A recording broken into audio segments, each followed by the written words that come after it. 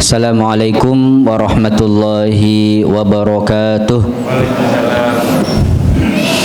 Innal hamdalillah nahmaduhu wa nasta'inuhu wa nastaghfiruh wa na'udzu billahi min shururi anfusina wa min sayyiati a'malina may yahdihillahu fala mudilla lahu wa may yudlil fala hadiyalah. Asyhadu an la ilaha illallah wahdahu la syarika lah wa asyhadu anna Muhammadan abduhu wa rasuluh. Allahumma salli wa sallim wa barik ala Muhammad wa ala alihi wa sahbihi wa man tabi'ahu bi ihsanin ila yaumil qiyamah. Yang kami hormati pimpinan PCM dan juga ketua serta segenap pengurus takmir Masjid Marjanur Ramadan di desa apa ini dah? Ambal Kliwonan, Kecamatan Ambal. Juga kepada segenap jamaah dan masyarakat di sekitar Masjid Marjanur Ramadan, serta tidak lupa Bapak Ibu karyawan Aum Muhammadiyah yang senantiasa dalam naungan rahmat Allah Subhanahu wa taala. Bersyukur kepada Allah biqaulina tahmid alhamdulillahi rabbil alamin atas segala limpahan nikmat dan karunia yang telah Allah berikan kepada kita, dan semoga dengan ungkapan syukur tersebut Allah senantiasa menambahkan nikmatnya kepada kita semua. Amin Allahumma amin. Karena salah satu cara agar nikmat yang Allah berikan kepada kita senantiasa bertambah adalah dengan cara mensyukurinya. Hal ini sebagaimana firman Allah di dalam Al-Quran, Bismillahirrahmanirrahim, La in syakaratum la azidannakum wa la in kafartum inna adabi lasyadid. Sungguh jika kalian bersyukur, niscaya akan aku tambah nikmat kepada kalian. Tetapi jika kalian kufur, Allah tidak mengatakan akan diazab, hanya diingatkan bahwa azab dari Allah itu sangat pedih. Maka ini menjadi cerminan bagi kita ketika kita menginginkan nikmat yang Allah berikan senantiasa bertambah, maka salah satu caranya adalah dengan cara mensyukurinya. Syukur yang paling mudah tadi bil qaul, cukup dengan mengucap alhamdulillahi rabbil alamin. Dan yang tidak kalah penting adalah syukur bil qalb, syukur dengan hati, yakni dengan meyakini sepenuh hati bahwa nikmat yang kita terima itu benar-benar pemberian dari Allah, bukan karena kehebatan kita, bukan karena usaha kita, walaupun mungkin kita memang sudah berusaha untuk mendapatkannya. Yang sedang berlomba latihan pagi siang sore hingga akhirnya mendapatkan apa yang diinginkan. Yang ingin sukses berusaha lembur pagi siang sore hingga akhirnya mendapatkan apa yang dia inginkan. Yakinlah bahwa sebesar apapun usaha kita, kalau memang tidak diberi oleh Allah, maka mustahil kita dapat meraih apa yang kita inginkan. Maka inilah bentuk kesyukuran kita dalam hati. Memang kita sudah berusaha, tetapi kita harus yakin juga bahwa usaha yang kita lakukan tidak mungkin menuai hasil apabila tidak diberi oleh Allah Subhanahu wa ta'ala. Yang ketiga yang tidak kalah penting adalah bentuk syukurnya bil a'mal, yakni menggunakan apa yang Allah berikan sesuai dengan yang Allah inginkan. Biqasdil mun'im. Diberikan badan yang sehat, badannya digunakan untuk kebaikan, untuk kasbur rizki, untuk thalabul ilmi dan lain sebagainya, sehingga sesuai dengan yang diharapkan atau yang diinginkan oleh Allah Subhanahu wa ta'ala. Dengan adanya bentuk kesyukuran yang bermacam tersebut, kita berusaha dan mengharap agar nikmat yang Allah berikan kepada kita menjadi nikmat yang berkah, yang setiap hari senantiasa bertambah, baik secara kuantitas maupun kualitas, secara jumlah maupun secara esensinya. Amin Allahumma amin.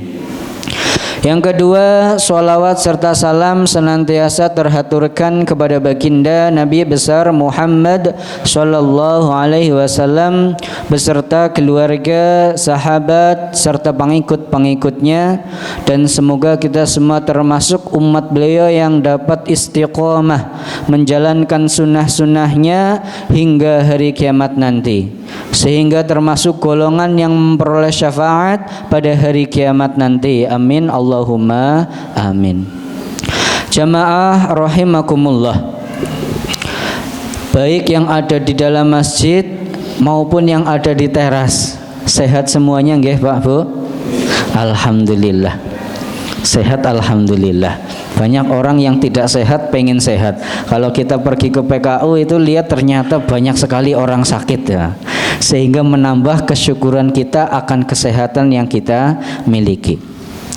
Dan semoga kita semua yang hadir pada pagi hari ini termasuk dalam suatu hadis yang diriwayatkan di dalam Sunan Ibnu Majah yang sanadnya tersambung sampai ke sahabat Abu Darda radhiyallahu anna Nabi sallallahu alaihi wasallam yaqul man salaka tariqan yaltamisu fihi ilman sahalallahu lahu tariqan ilal jannah wa innal malaikata la tad'u ajnihataha ridan li talibil ilmi wa inna talibal ilmi yastaghfiru lahu man fis samawati wa man fil ardi hatta al hitan allati fil bihar wa innal ulama'a warathatul anbiya'i wa innal anbiya'a lam yurithu dirhaman wala dinaran walakinnahum warathul ilma fahadduhum bihadhin wafir. Paham nggih Pak Bu? Paham, alhamdulillah. Man salaka tariqon, saya mengartikannya bukan barang siapa, tapi cukup siapapun, laki-laki atau perempuan, tak terbatas, tua maupun muda, bergelar maupun tidak, sukses atau tidak sukses, semuanya tanpa terkecuali, berarti termasuk kita. Salaka tariqon, yang berjalan pada suatu jalan. Kalau kalimat bahasa Arab salaka itu biasanya jalan, tapi jalan yang tidak terlihat. Kalau jalannya manusia biasanya pakai kalimat masya yamshi wala tamshi fil ardi maroha, jangan berjalan dengan angkuh. Manusia berjalan pakainya masya yamsi. Ada kalimat saro yasiru, berjalan tapi lebih identik ketika menggunakan kendaraan. Makanya dalam bahasa Arab mobil bahasa Arabnya sayyarah. Tapi ketika menggunakan salaka, hal ini biasanya merujuk jalan yang tidak terlihat. Jalan yang tidak terlihat itu seperti apa? Contohnya jalan dalam kebaikan. Wah, berjalanlah di atas kebaikan, kan nggak terlihat. Berjalan di jalan yang mulia, nggak terlihat secara real, menggunakan kata salaka. Barang siapa yang berjalan di suatu jalan, at-tariq, sama. Tariq kalau dalam bahasa Arab berarti jalan, merujuk jalan yang kecil atau sempit. Karena kalau jalannya yang luas biasanya menggunakan istilah syari'un. Kalau kita buka kamus, syari'un biasanya diartikan jalan raya, jalan yang luas. Kalau dalam agama menjadi suatu panduan, petunjuk, rangkaian dan sifat ibadah disebut dengan istilah syariah. Makanya dalam Islam ada syariah, jalan yang lapang, yang luas, yang mendekatkan kita kepada Allah Subhanahu wa ta'ala.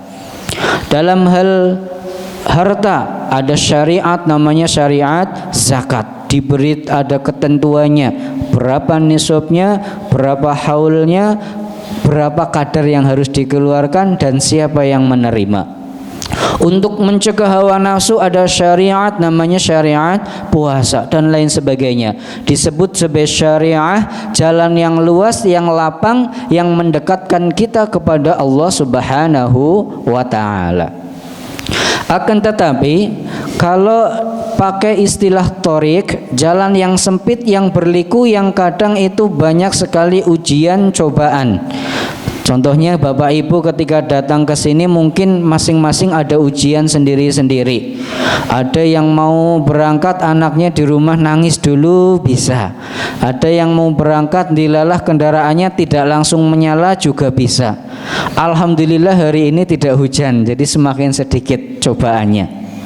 Jadi jalan yang berliku, yang sempit, yang banyak ujian, banyak cobaannya, pakai istilah torik.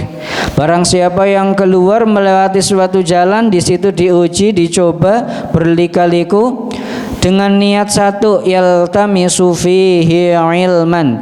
Niatnya itu untuk mencari ilmu, bukan niat untuk tanda tangan dok, bukan niat untuk update status, tapi diniatkan dalam hati untuk mencari ilmu agama. Yaltamisu fihi ilman.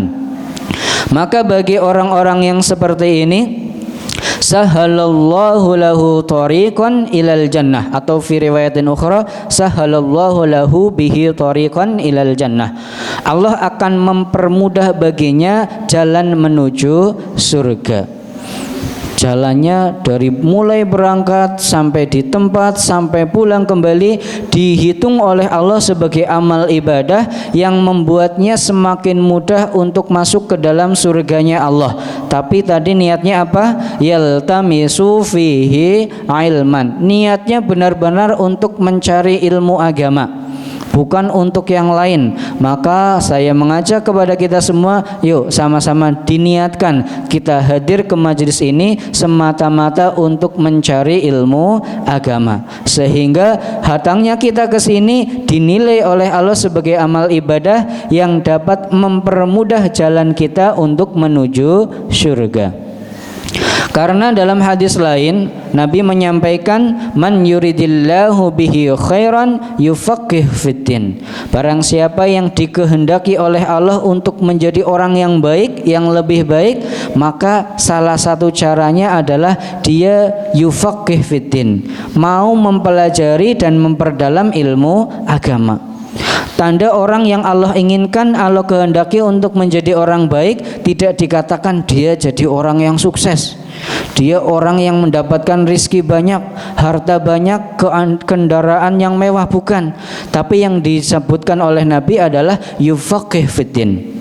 Sehingga ketika Bapak Ibu punya niat untuk memperdalam ilmu agama, mungkin ini salah satu tanda bahwa Bapak Ibu sekalian termasuk orang-orang yang dikehendaki oleh Allah untuk menjadi orang yang semakin hari semakin baik. Amin Allahumma amin.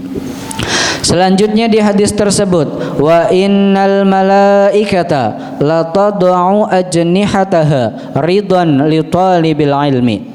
Sesungguhnya para malaikat mengepakkan sayapnya sebagai bentuk keriduan kepada orang-orang yang menuntut ilmu. Malaikat menaungkan sayapnya kepada orang-orang yang menuntut ilmu sebagai bentuk keriduan. Maka pertanyaan berikutnya, apa bentuk keriduan malaikat kepada manusia? Di antaranya bentuk keriduan malaikat kepada manusia adalah istighfar li talibil ilmi, adalah permohonan istighfar dari malaikat kepada Allah untuk orang-orang yang menuntut ilmu. Istighfar kalau dalam bahasa Arab berarti ala wazni istafala, yang salah satu kegunaannya itu litolab. Kalau ghafaro mengampuni, memberikan ampun. Kalau istighfaro berarti tolabul ghufran, minta ampun. Malaikat beristighfar berarti malaikat memintakan ampun kepada Allah untuk orang-orang yang mempelajari ilmu agama, yang yaltamisu fihi ilman.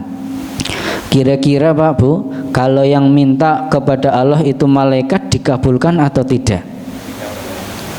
Dikabulkan atau mboten Pak Bu? Ya, kira-kira dikabulkan mboten? Mantap, dikabulkan. Kenapa? Karena malaikat itu adalah makhluk Allah yang tidak pernah bermaksiat. La ya'sunallaha ma amarahum wa yaf'aluna ma yu'marun. Makhluk Allah yang tidak pernah bermaksiat kepada Allah, enggak pernah ngeyel sama sekali. Kalau kita kan mungkin kadang ada malasnya, kadang ada bebehnya, kadang ada merasa beratnya. Seperti itu mboten Mbak Bu? manusia karena punya nafsu. Tapi malaikat sifatnya mereka nggak pernah bermaksiat, la ya'sunallah wa yaf'aluna ma yu'marun, dan pasti selalu patuh menjalankan perintah yang Allah berikan kepada mereka. Nggak mungkin malaikat ditugaskan untuk menjaga sesuatu nggak mau, malas istirahat dulu dan lain sebagainya, nggak mungkin. Beda dengan kita. Sifatnya malaikat tidak pernah bermaksiat, nggak pernah ngayal, dan selalu patuh terhadap perintah yang Allah berikan. Makanya kita yakin kalau doanya malaikat pasti dikabulkan. Kenapa kita yakin? Lawang doanya kita saja yang kadang itu melakukan kesalahan, kadang melakukan dosa, atau kadang kurang semangat beribadah pun dikabulkan oleh Allah. Apalagi kalau yang berdoa adalah malaikat.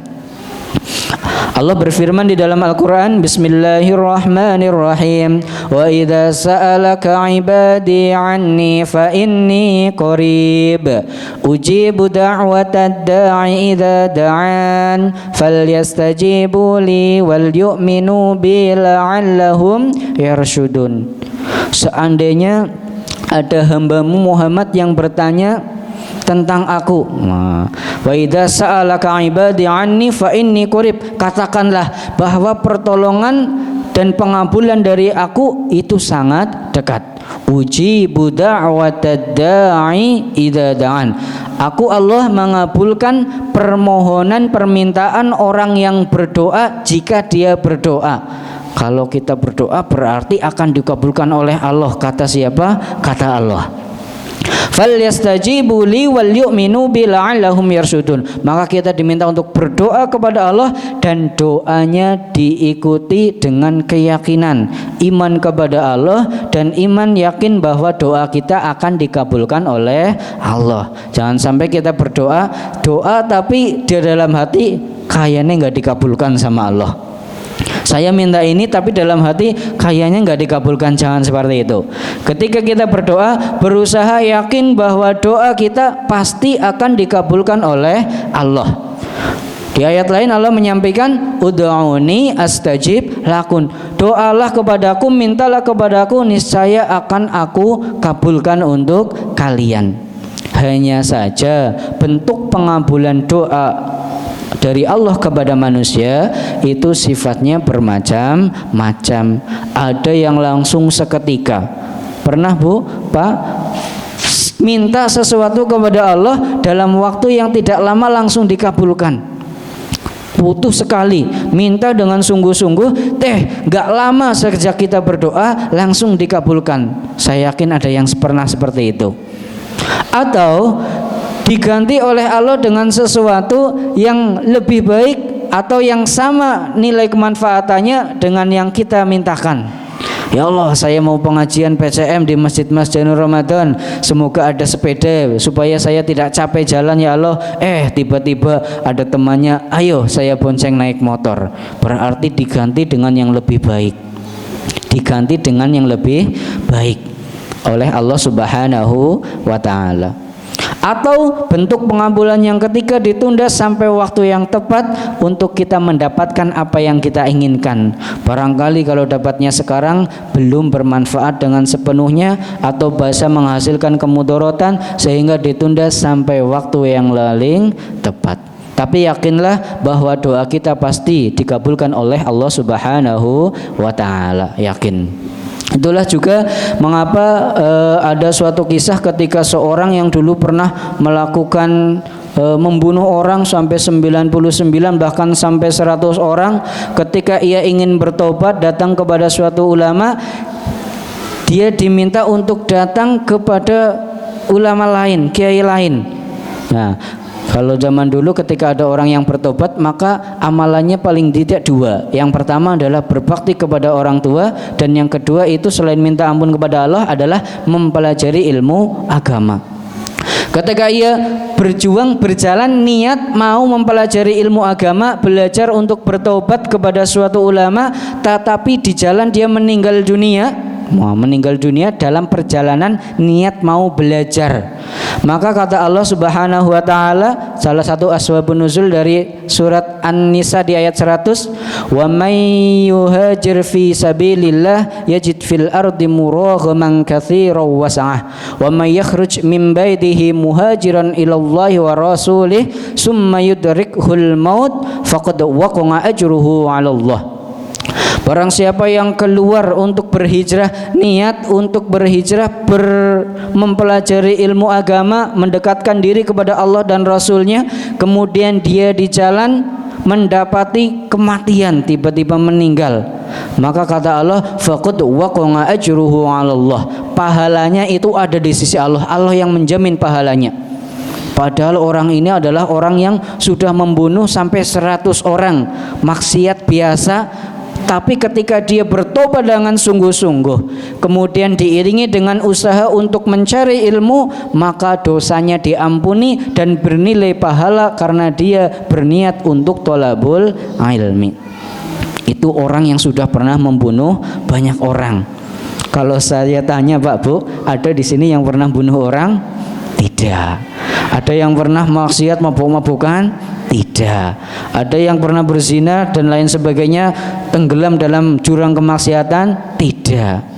Maka sungguh kita berarti diberi keluasaan oleh Allah, maksiatnya enggak pernah maksiat dosa-dosa yang besar seperti itu, tapi mau thalabul ilmu yaltamisu fil ilman thalabul ilmi, maka kita yakin ini menjadi wasilah untuk Allah mengampuni dosa-dosa kita, termasuk doa dari malaikat untuk minta ampun supaya Allah mengampuni dosa-dosa yang pernah kita lakukan. Amin Allahumma amin. Karena kegiatan seperti ini Pak Bu, ini bukan kegiatan biasa, ini adalah investasi akhirat, proyek akhirat. Sehingga dari sekian banyak orang yang masih hidup pada kesempatan pagi hari ini, gak semuanya bisa. Dan Bapak Ibu yang ada ini termasuk orang-orang yang terpilih, yang diberi kekuatan, kemampuan dan kemauan untuk bisa datang ke majelis ilmu. Maka saya ucapkan selamat, Bapak Ibu termasuk orang-orang yang terpilih. Semoga juga termasuk orang-orang yang mendapatkan fadilah doanya malaikat, sehingga doa dosa-dosa kita diampuni oleh Allah Subhanahu wa taala. Amin Allahumma amin. Bapak Ibu yang kami hormati, pada kesempatan kali ini kita bersama akan membahas mengenai tentang bekal terbaik dalam kehidupan dunia maupun kehidupan akhirat. Kalau saya tanya kira-kira bekal apa Bu? Pak, bekal terbaik kehidupan dunia dan akhirat itu apa? Takwa. Bekal terbaiknya adalah takwa. Berarti materinya selesai Pak Adi. Assalamualaikum, cukup ya. Ya. Allah berfirman, wa tazawwadu fa inna khaira zadit taqwa. Hendaklah kita mencari bekal dan ketahuilah bahwa sebaik-baik bekal adalah takwa. Takwa biasanya sering dikaitkan dengan iman jadi satu, iman dan takwa. Emang bedanya apa antara iman dan takwa? Kok sering disebutkan menjadi satu yang sama, iman dan takwa? Maka ini tidak lepas kita bahas dulu dari iman dan takwa, perbedaannya dulu. Iman kalau secara makna dari kalimat amana yu'minu imanan, yang berarti percaya, yakin. Ketika kita yakin Allah Tuhan kita, malaikat adalah makhluk Allah dan lain sebagainya, kita disebut sebagai orang yang beriman. Apakah semua orang yang beriman pasti bertakwa? Pasti atau belum Bu? Pasti atau belum? Ya, di ayat Al-Quran ada bunyi seperti ini. Bismillahirrahmanirrahim. Ya ayyuhalladzina amanut taqullaha wal tanzur nafsum ma qaddamat lighad. Hai orang-orang yang beriman, bertakwalah kepada Allah. Dipanggil dulu, hai orang-orang yang sudah mengaku beriman, yakin kepada Allah, yakin ada malaikat, ada kitab, ada rasul, ada hari kiamat, ada qadar dan qadar. Dipanggil. Setelah dipanggil orang yang beriman, Allah melanjutkan ayat tersebut. Ittaqullah. Kalau kamu sudah ngaku beriman, bertakwalah kepada Allah. Berarti mungkin ya, mungkin ada orang yang beriman tapi belum dianggap bertakwa. Kenapa? Karena takwa itu secara umumnya para ulama bersepakat dipahami sebagai menjalankan perintah Allah, menjauhkan diri dari larangan Allah.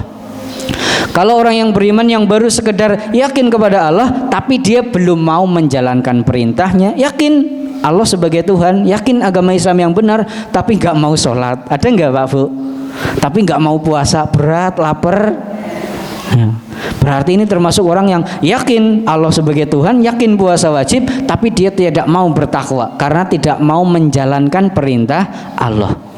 Yakin tapi tidak bertakwa.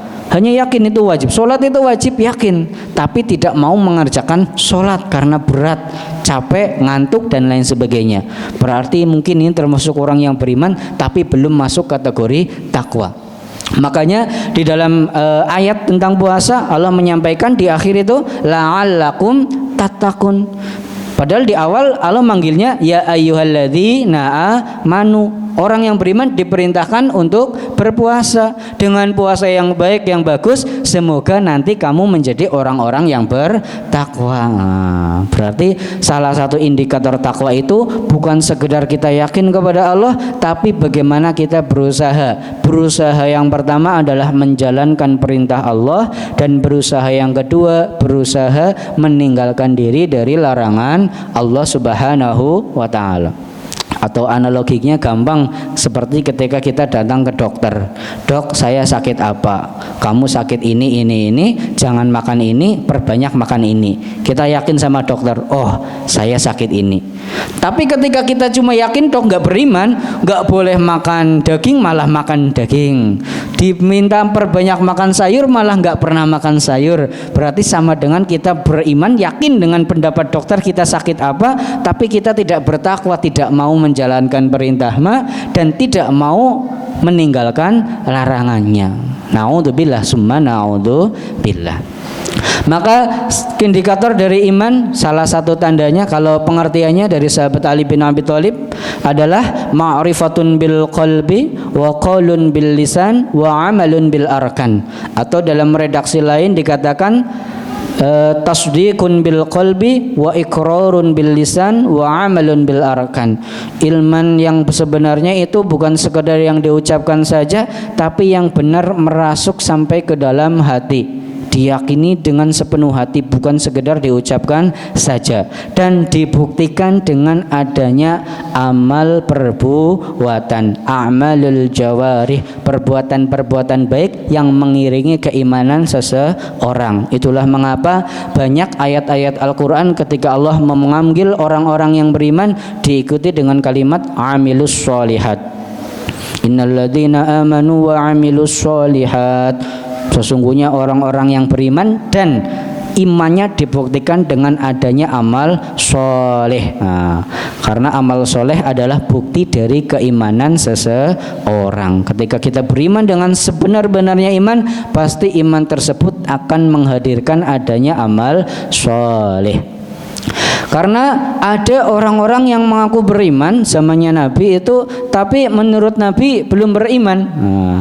Kalau kita sebut namanya rojali lah ya, rombongan jarang kelihatan. Karena mereka adalah orang-orang dari suku Badawi, Al-A'rab. Qalatil a'rabu amanna. Sekelompok orang dari Arab Badawi, Arab pedalaman datang menemui Rasul, menemui Nabi dan berkata, amanna, kami sudah beriman. Tapi karena iman itu perkara hati, Nabi tidak langsung menjudge kamu tidak beriman, tidak, menunggu wahyu atau ilham dari Allah. Setelah itu baru diberitahu oleh Allah, kul lam tu'minu, kalian belum beriman karena baru mengucapkan di dalam lisan saja.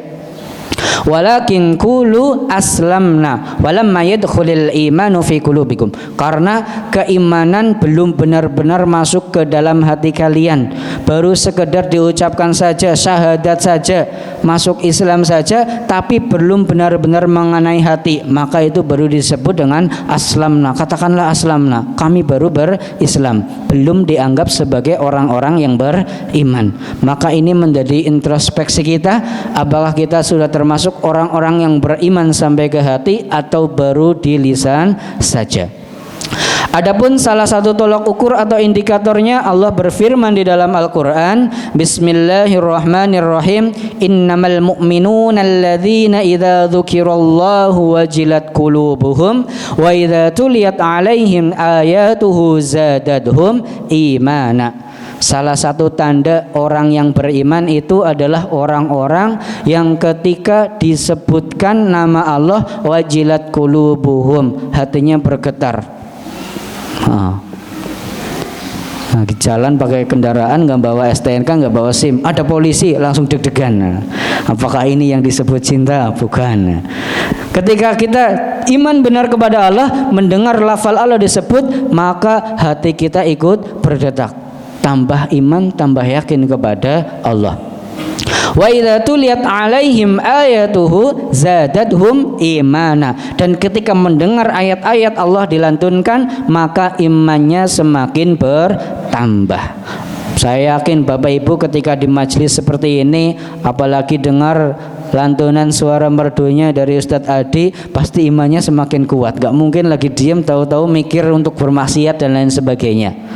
Kenapa? Karena sedang mendengar ayat-ayat Allah Subhanahu wa ta'ala. Ini indikatornya.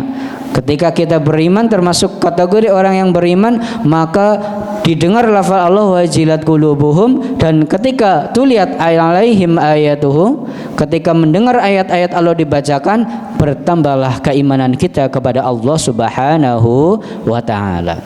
Karena tingkat keimanan orang itu kan berbeda-beda, nggih Pak Bu. Yazidu wa yanqus, kadang bertambah, kadang berkurang. Fayazidu bitta'ah, bertambah ketika kita semakin rajin beribadah. Ketika kita memaksakan diri beribadah, maka keimanan kita semakin yazid, semakin bertambah. Tetapi wa yanqusu bil maksiyah, tapi ketika kita melaksanakan maksiat, maka kadar keimanan kita pun akan semakin berkurang.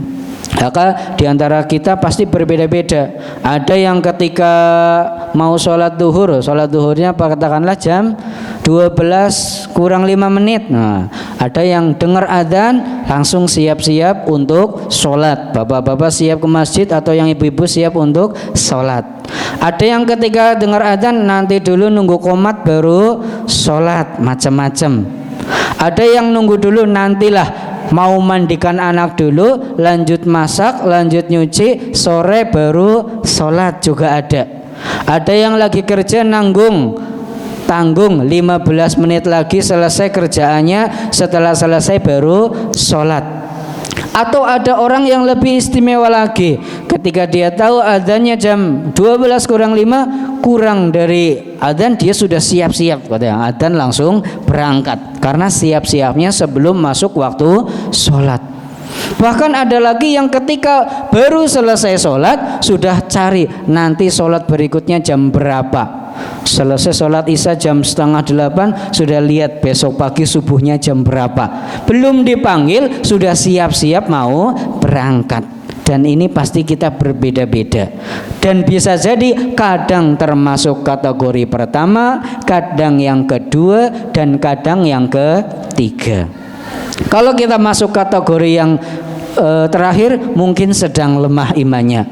Kalau masuk kategori yang kedua, adzan datang langsung berangkat, mungkin masuk kategori yang kita sedang imannya. Atau ketika masuk kategori yang utama, yang belum dipanggil saja sudah siap, maka mungkin kita sedang kuat imannya. Maka disinilah kita berusaha untuk senantiasa menjaga keimanan kita kepada Allah Subhanahu wa ta'ala. Lantas apa saja yang Allah berikan kepada orang-orang yang mau menjaga keimanannya? Yang pertama, Allah Subhanahu wa ta'ala akan memberikan ketenangan kepada orang-orang yang beriman. Huwallazi anzalas sakinata fi qulubil mu'minin liyazdadu imanan ma'a imanihim. Dialah Allah yang memberikan as-sakinah, ketenangan di dalam hati orang-orang yang beriman, liyazdadu imanan ma'a imanihim, untuk menambahkan iman setelah sebelumnya ada iman. Jadi Bapak Ibu, ketika ada orang yang iman dengan sebenar-benarnya iman, maka pasti dia akan diliputi ketenangan oleh Allah Subhanahu wa taala. Ada orang yang harus nikah dulu baru tenang. Maka ayat di surat Ar-Rum itu, wa min ayatihi an khalaqalakum min anfusikum azwajan litaskunu ilaiha. Dan salah satu dari tanda ayat-ayat Allah itu menjadikan dari dirimu pasangan-pasanganmu litaskunu ilaiha, hingga akhirnya bisa menghasilkan sakinah, ketenangan. Ada orang yang belum nikah pun sudah sakinah, sudah tenang, sehingga ketika dia nanti menikah pun di dalam keluarga juga tenang karena sudah membawa keimanan dan ketenangan dari hasil iman tersebut. Sehingga apapun masalah yang dihadapi tidak akan menjadi masalah yang besar karena ada ketenangan hasil dari iman yang ia bawa. Ibunya membuatkan kopi terlalu manis, ya diterima, bukan terus dibilang dapat apa namanya kalau bansos, dapat apa itu ya kalau yang diberi namanya apa Bu? Iya, dapat bantuan. Istrinya membuatkan kopi terlalu manis, malah suaminya bilang diberi bantuan gula apa Bu? Terlalu pahit bilangnya gimana? Gulanya lagi mahal apa Bu? Atau istrinya uang belanjanya kurang langsung buat status, ternyata dia tidak seperti yang dulu dan lain sebagainya. Nanti bisa repot. Tetapi ketika sudah ada keimanan, apapun masalahnya gampang dinikmati dengan apa adanya, karena adanya keimanan menghasilkan ketenangan dalam berkehidupan. Karena tidak ada yang sempurna Pak Bu, kita semua manusia tidak ada yang sempurna, bahkan Nabi saja memiliki kekurangan. Manusia paling sempurna Nabi, tapi Nabi memiliki kekurangan karena termasuk ummi.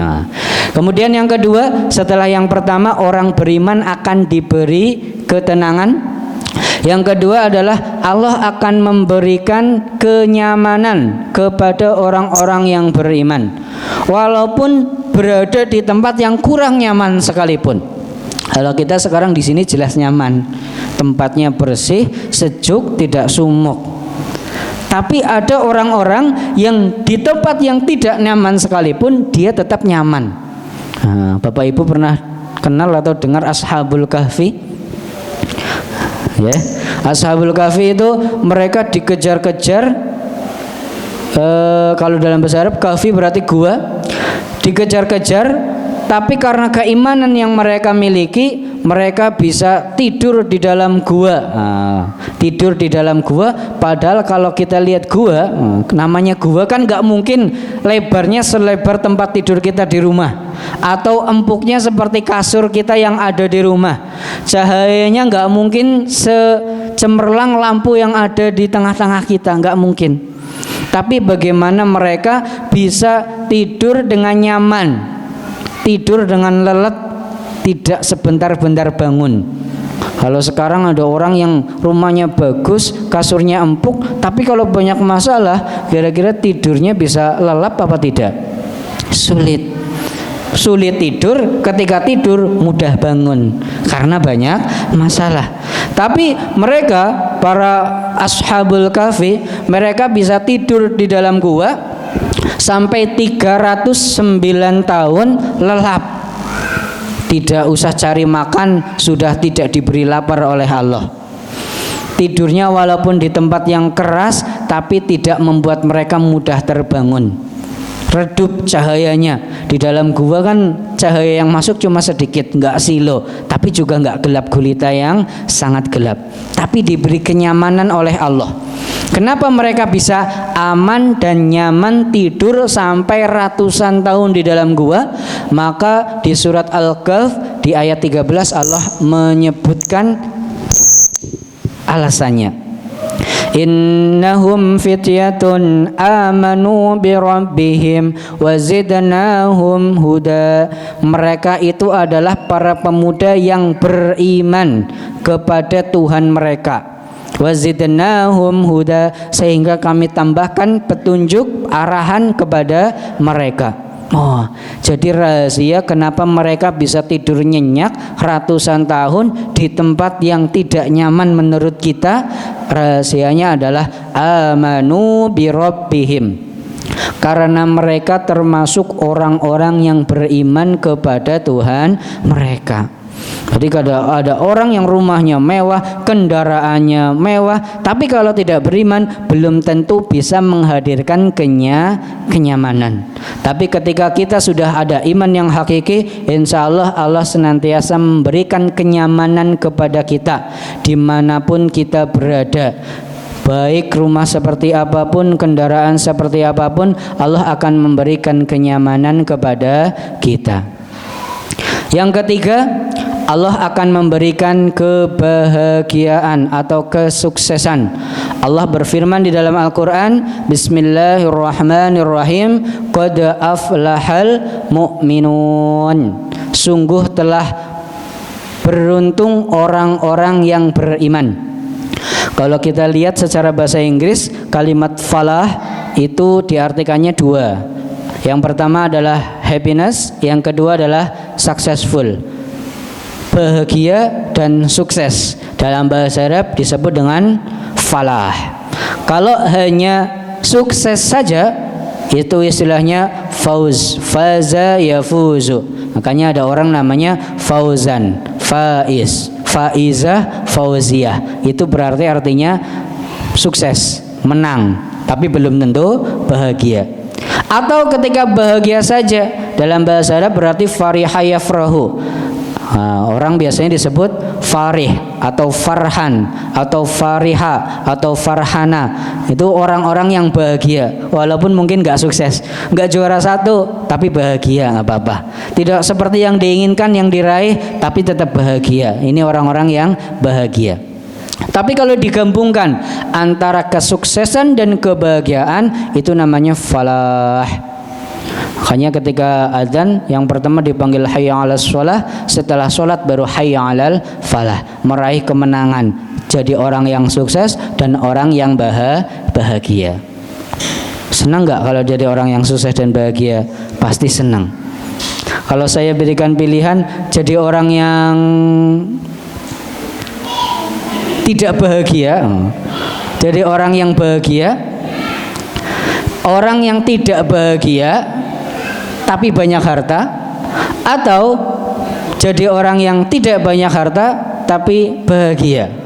Gak ada pilihan ketiga, gak boleh maksa. Pilih yang pertama apa yang kedua, Bu? Pak? Gak milih, gak mau. Iya. Padahal kan kita dalam hidup itu pilihan, mau pilih yang mana. Nah, tapi bagi Allah, orang-orang yang beriman itu akan mendapatkan falah. Dia akan mendapatkan kesuksesan dan kebahagiaan. Kalau jadi guru ya guru yang sukses, jadi pedagang yang sukses dan bahagia, jadi pegawai yang sukses dan bahagia, jadi karyawan yang sukses dan bahagia, ibu rumah tangga yang sukses dan bahagia. Karena kebahagiaan orang itu bermacam-macam, berbeda-beda. Ada orang laki-laki yang penting nonton bola, tim kesayangannya menang, bahagia. Ibu-ibu ada yang mungkin yang penting bisa status ngopi di kafe, bahagia. Bagi sebagian orang minum kopi enak, bahagia. Tapi bagi kebanyakan orang rizki yang banyak itu bahagia. Setuju Pak Bu? Setuju. Amin. Nah, siapa itu orang-orang yang mendapatkan falah? Yang pertama adalah alladzina hum fi sholatihim khashi'un, yaitu orang-orang yang di dalam sholatnya dia bisa khusyuk. Berarti berusaha ketika sholat hilangkan dulu perkara dunia, kita fokus menghadapkan diri kepada Allah. Walladzina hum 'anil lahwi mu'ridun, sendaguronya itu ditahan, tidak berlebih-lebihan. Jangan sampai ketawa yang sering sekali, bahkan sampai mematikan hati atau membuat lupa kepada Allah. Walladzina hum lizakati fa'ilun, zakatnya ditunaikan. Walladzina hum li furujihim hafizun, kemaluannya dijaga. Walladzina hum li amanatihim wa ahdihim ra'un, amanat dan janjinya ditunaikan, dipelihara. Walladzina hum ala sholawatihim yuhafizun, sholatnya dijaga, tidak tertinggal, tidak telat. Maka orang-orang ini yang Allah janjikan, ulaika humul warithun alladzina yaritsunal firdaus, mereka itulah orang-orang yang akan mendapatkan warisan berupa surga Firdaus. Semoga Bapak Ibu kita semua termasuk orang-orang yang masuk kategori tersebut. Amin Allahumma amin. Itu yang ketiga. Yang pertama tadi mendapatkan ketenangan, yang kedua kenyamanan, yang ketiga kesuksesan dan kebahagiaan. Yang keempat, Allah akan memberikan al-barakah. Law anna ahlal qura amanu wattaqau lafatahna alaihim barakatim minas sama. Seandainya penduduk negeri beriman dan bertakwa, maka Allah akan membukakan pintu-pintu keberkahan dari langit. Ketika orang yang beriman kepada Allah, suatu kelompok beriman kepada Allah dan bertakwa, maka Allah akan memberikan pintu-pintu berkah dari langit. Apa itu berkah? Ziyadatul khair, tambahnya suatu kebaikan. Ketika kita punya motor, dengan motor tersebut kita semakin dekat kepada Allah, ke tempat kerjanya semakin mudah, beribadahnya ke masjid yang tadinya jalan jauh pakai motor semakin cepat. Maka itu berarti termasuk kategori barang yang berkah, yang mendapatkan kita, mendekatkan kita kepada Allah. Ketika kita punya barang, dengan adanya barang tersebut kita semakin dekat kepada Allah, maka itu salah satu indikator bahwa barang tersebut adalah barang yang berkah. Karena dengan adanya barang tersebut semakin memudahkan kita untuk beribadah maupun muamalah yang bernilai ibadah. Begitu pula sebaliknya, seandainya dengan hal tersebut justru malah menjauhkan kita, yang tadinya rajin jadi tidak rajin, yang tadinya semangat jadi kurang semangat, barangkali itu malah mengurangi keberkahan kita.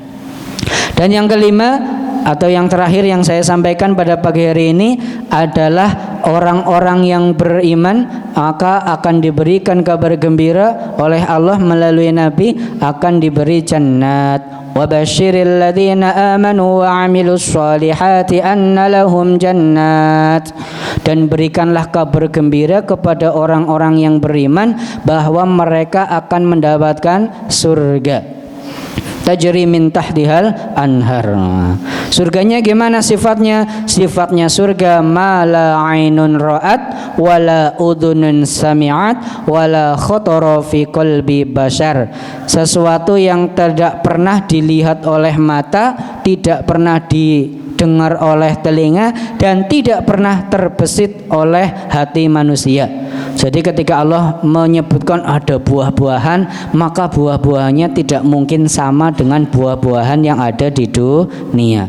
Ketika Allah menyebutkan ada sungai dari susu, sungai dari khamar, dari madu, maka tidak mungkin madunya sama dengan madu yang ada di dunia. Hanya sebagai gambaran supaya kita punya angan-angan, tapi tidak mungkin sama dengan apa yang pernah kita lihat. Tidak mungkin sama karena sifatnya wala khotoro fi qalbi bashar. Dan inilah keistimewaan yang Allah berikan kepada orang-orang yang beriman. Bahkan Nabi menyampaikan bahwa ajaban li amril mu'min, sungguh menakjubkan keadaan orang yang beriman. Walaisa dzaka li ahadin illa lil mu'min, dan hal tersebut tidak ada kecuali hanya dimiliki oleh orang-orang yang beriman. Apa itu? Idza asabathu sarra'u syakara fakana khairal lahu. Apabila ia mendapatkan kenikmatan, dia bersyukur, maka syukur itu baik untuknya. Idza asabathu darra'u sabara fakana khairal lahu. Ketika ia mendapatkan ujian, cobaan, kemudian dia bersabar atas ujian tersebut, maka sabar itu juga baik untuknya. maka kita nggak mungkin nggak mendapatkan dua pilihan.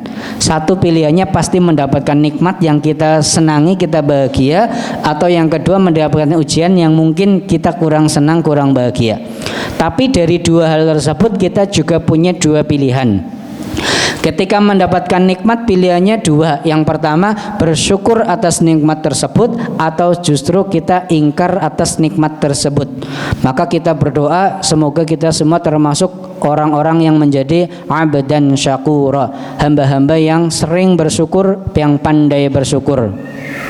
Maka juga berdoa, Rabbi auzi'ni an ashkura ni'mataka allati an'amta alayya wa ala walidayya wa an a'mala shalihan. Kita berdoa kepada Allah semoga menjadi orang-orang yang bisa bersyukur atas nikmat yang Allah berikan kepada kita dan juga kepada kedua orang tua, sehingga dengan nikmat tersebut kita bisa menjalankan amal shalih.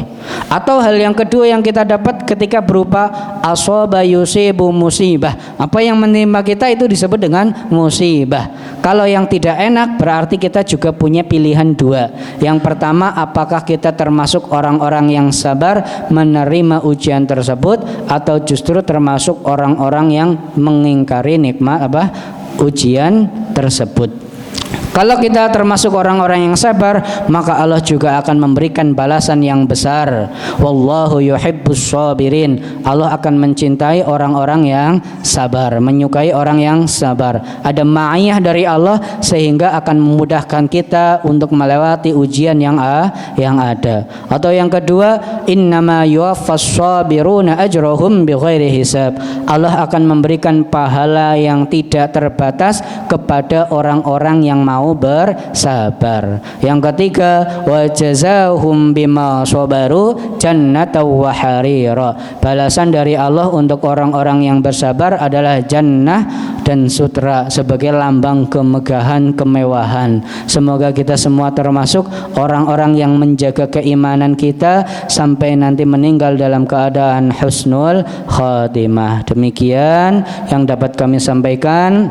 Atas segala kesalahan dan kekurangan mohon maaf yang sebesar-besarnya. Nasrum minallah fathun qarib wa basyiril mu'minin. Wassalamualaikum warahmatullahi wabarakatuh. Waalaikumsalam warahmatullahi wabarakatuh. Demikian kajian dari Ustadz Masruh SPD. Ustadz ini nampaknya usianya masih sangat muda, akan tetapi ilmunya Masya Allah. Semoga kita dapat mengambil hikmah sehingga kita mendapatkan sakinah, kita mendapatkan ampunan, dan tentunya kita akan menjadi orang yang sukses dan bahagia. Selanjutnya adalah tanya jawab. Silakan Bapak Ibu, ada pertanyaan dipersilakan. Bapak dulu mau, atau tidak ada? Ibu-ibu? Ya, karena sudah siang, mungkin sudah cukup jelas saya kira ya. Mungkin kalau tidak ada, mungkin saya yang tanya. Ya. Mungkin saya yang tanya Tad. Jadi mungkin di luar ini mengenai syafaat Rasulullah. Itu syafaat Rasulullah itu hanya ada di hari kiamat, ataukah syafaat itu bisa kita dapatkan dari dunia sampai akhirat? Terima kasih Tad.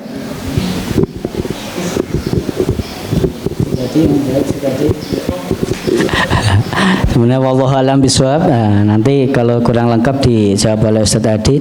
Yang pertama, kita yakini bahwa kita bersolat itu sebenarnya kita sedang berdoa kepada Allah. Nah, ketika kita berdoa saja itu sudah menunjukkan bahwa kita beribadah kepada Allah, sehingga dapat menjadi wasilah ketika Allah memberikan kemudahan kepada kita. Nah, ketika tadi syafaat apakah bisa diterima oleh orang ketika di